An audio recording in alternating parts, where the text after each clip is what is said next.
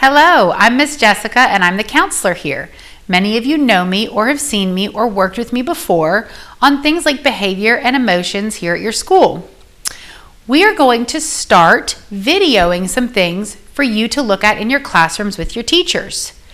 These are going to be called social emotional learning videos. Let's talk about what social emotional learning is. When we talk about social emotional learning on a campus, we're talking about how we can all work together to get better at the things that we struggle with or things that are hard. We all go through hard things. And so these videos are to help us all learn together how to do better with handling our behavior and our emotions and some other things we are going to learn. So today, our first topic is going to be emotions. We are going to talk about 3 emotions today. But first, I want you to do something for me. I want you to tell me with a thumbs up, thumbs down, or thumb in the middle if you know what the word emotions mean. Thumbs up if you know what emotions are and what that word means. Thumbs down if you've never heard that word before. Thumb in the middle if you've heard that word, but maybe you don't quite know what it is. So today we're going to talk about emotions. Emotions are feelings. We're going to talk about 3 emotions: happy, mad, and sad. The first emotion we're going to talk about is happy. Raise your hand if you've ever felt happy before. Happy is an emotion that we feel when things are going well, when something good happens to us, when we feel good. Let's talk about how you can tell if somebody feels happy. Like this little girl on the screen here. How can you tell she's happy?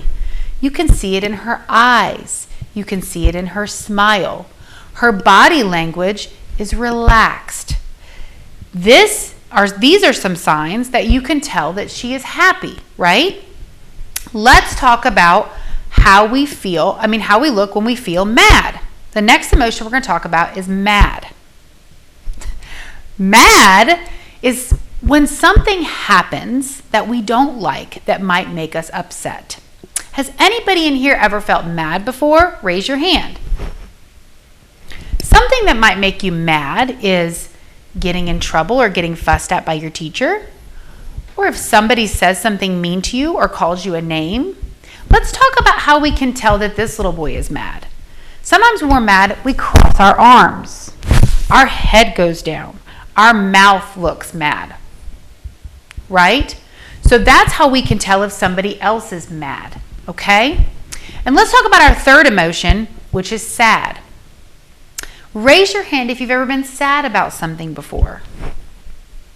So sometimes when we look sad, if you look at the picture here of the little girl, her eyes look low and sad. Her mouth is frowned, right? Some things that might make us sad is if somebody hurts our feelings, or if we miss our mom or our dad or our grandma while we're at school, right?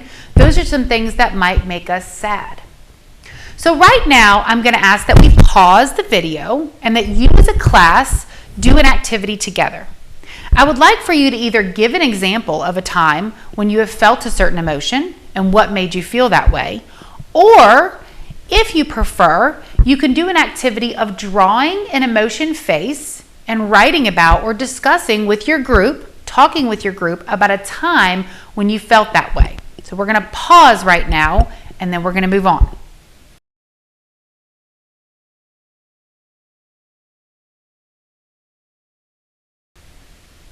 So now that we've talked about the 3 emotions, happy, sad, and mad, I want to talk about what emotions feel like and what they do.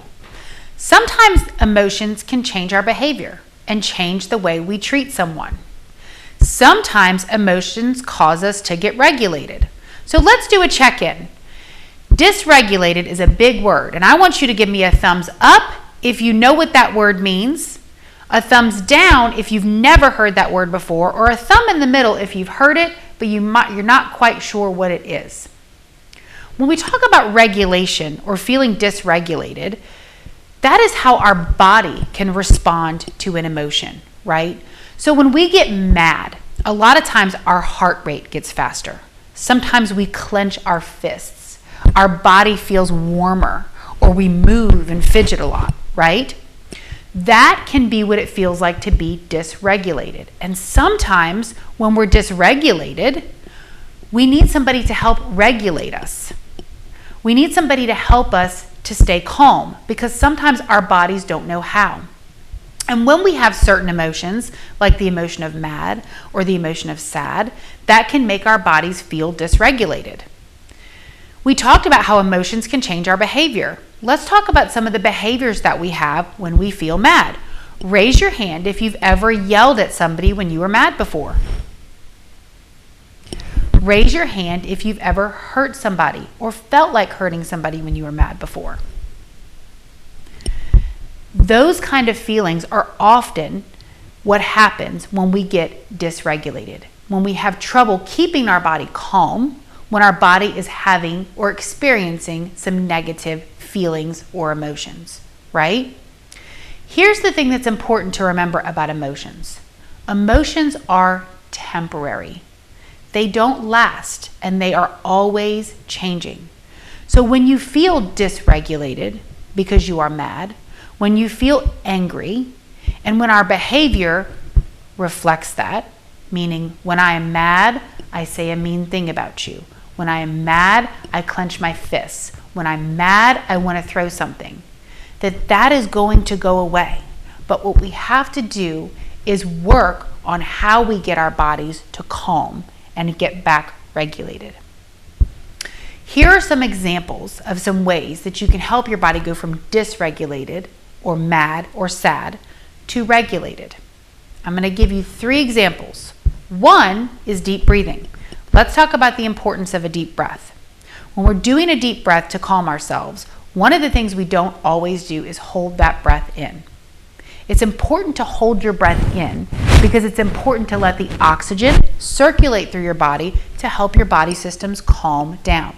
Remember, when we get mad or we get dysregulated, that's when our body is clenched. Our heart rate goes up. Our blood pressure goes up, right? That's our body's reaction to the emotion or the feeling we're having. So let's practice how to calm that. Deep breathing is one of those ways, and I'm going to show you how. This is how Miss Jessica takes a deep breath. I go.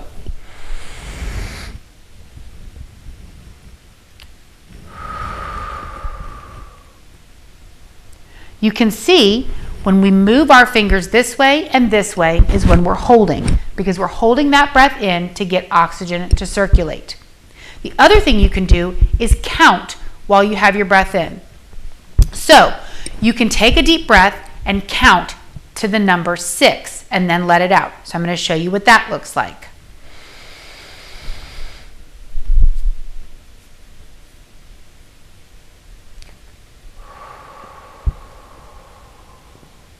Right?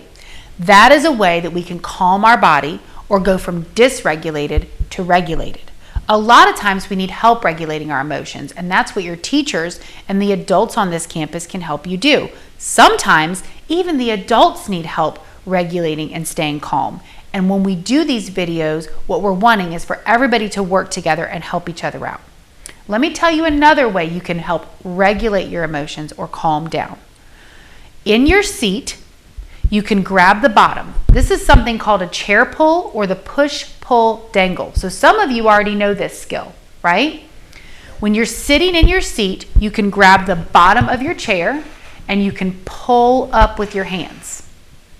You can pull really hard with your feet off the ground. What this does is tense your arm muscles really, really strong. I want you to pull for about 10 seconds and then let it go.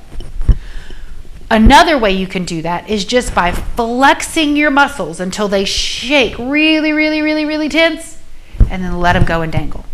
What that does is that tensing of your muscles sends a signal to your body that gets your blood flowing a little faster, that moves that oxygen through your blood, and then when you release, it sends calm hormones and calm feelings through your body.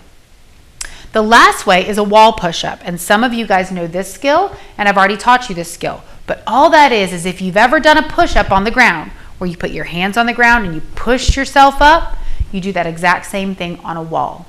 What that does is help get your blood moving. It helps get those calming thoughts and those calming hormones flowing through your body so that you can help regulate yourself. So, just to review, today we have learned about emotions and feelings. We've learned that our body can get dysregulated with certain emotions, like the emotion mad or the emotion sad. And we have talked about ways that we can help regulate or calm our body down. We've also done an activity as a class where we've talked about how we felt or drew how we felt and talked about ways that we feel happy, mad, or sad and things that have happened to have those feelings. This week, I want you guys to work together as a class to label your emotions. I want you to try to label your emotions with someone at least once a day. What that would look like is, right now I feel happy. Right now I feel mad. And maybe even talk about why. I want your teachers to work on this too, giving examples and talking about emotions.